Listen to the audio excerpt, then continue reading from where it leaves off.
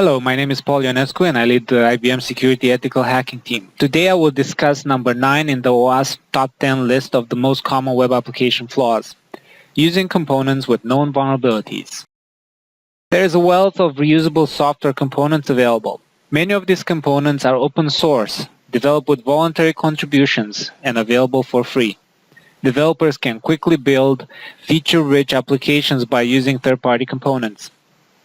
While the benefit of taking such an approach is obvious, companies need to account for the cost of security bugs if third-party components are used. In the case of open source libraries, some of the code is 20 years old and the people maintaining the software are volunteers. While security flaws in third-party components can also be part of any of the other OWASP top 10 categories, this category outlines the failure to update these components in a timely manner. In 2014, two vulnerabilities raised huge media awareness. In the spring, Heartbleed, a vulnerability in OpenSSL, allowed attackers to siphon private information from public servers by leveraging a buffer overflow weakness. A notable case was the Heartbleed attack on the Government of Canada Revenue Agency by a university student.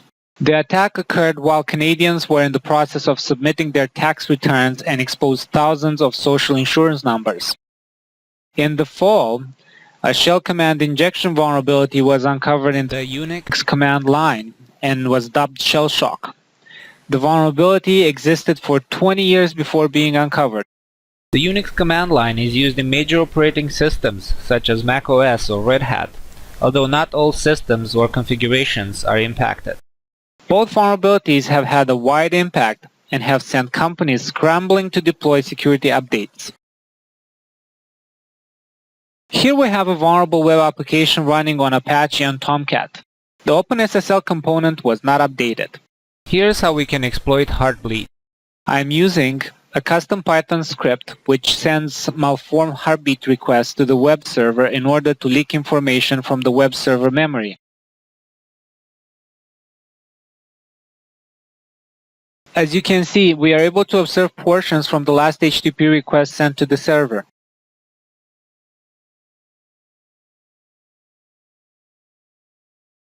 I am going to capture a browser request using a HTTP tampered proxy tool and append a header containing user credentials to it.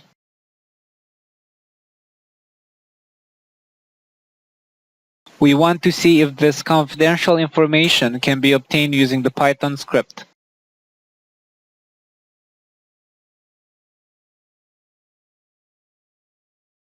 Indeed, we can observe that the output of the Python script displays the sensitive header. Now, a demonstration of the Shellshock vulnerability. Looking at the HTTP capture of the browser traffic that we performed earlier, we observed that one of the requests goes to a CGI script. Here it is, the request to CGI bin. A CGI script can be written using Linux commands and is vulnerable to the type of shell command injection vulnerability that is Shellshock.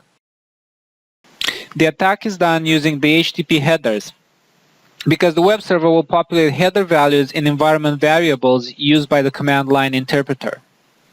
Here, we will modify the user agent header to inject 3 additional commands. The string construct at the beginning is a function definition that causes the vulnerability. The first 2 commands serve the purpose to complete the HTTP header syntax that the web server requires from the output of the shell script. And the last command is the arbitrary command that we want to execute. In this case, we simply want to output success.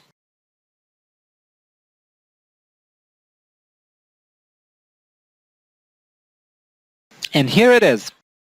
Besides echoing strings, we want to take control of the system and execute commands as if we were sitting in front of a terminal. So here's a few examples of how we can do that.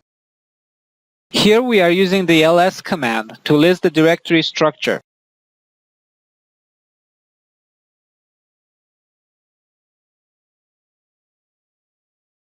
Here is another example of using the find command to locate the password file.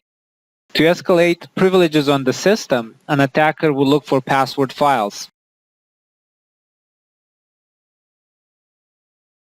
Now we are going to use the cat command to list the contents of the password file.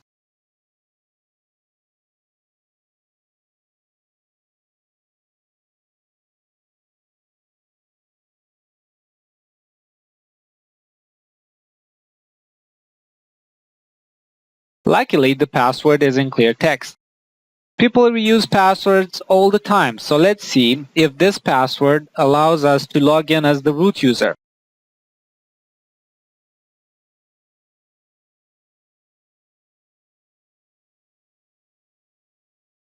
Indeed, it does. You can use a vulnerability scanner such as i-AWCS to detect outdated third-party components such as Shellshock and Heartbleed. The i-AWCS test policy contains tests for both of the vulnerabilities along with many other tests for third-party components.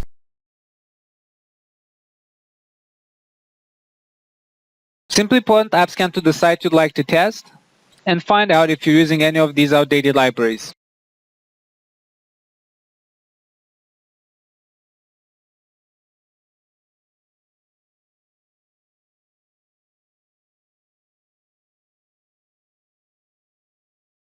Thank you for watching, and I wish you the best of luck in developing and maintaining secure applications.